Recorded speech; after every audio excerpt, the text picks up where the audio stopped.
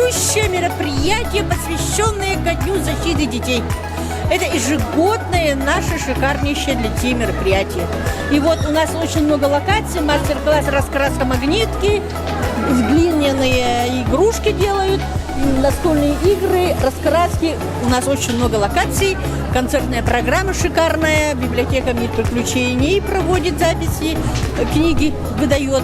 И, конечно, других локаций у нас очень много.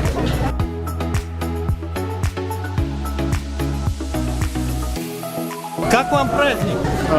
Замечательно, очень интересно, очень хорошо устроено и весьма много различных тут объектов для детей. И, в принципе, ребенку очень нравится, сыну. Уже были у пожарных? У пожарных, да, были. Очень понравилось. Понравилось, да? Да. Стесняемся. Ой. Спасибо.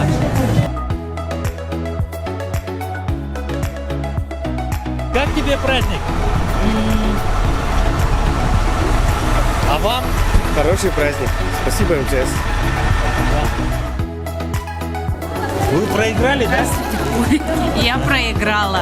И что он сейчас выиграл? Он попал, видите, даже целых 3 раза попал, а я ни разу. То есть получается, он сейчас получит мороженое или пирожок?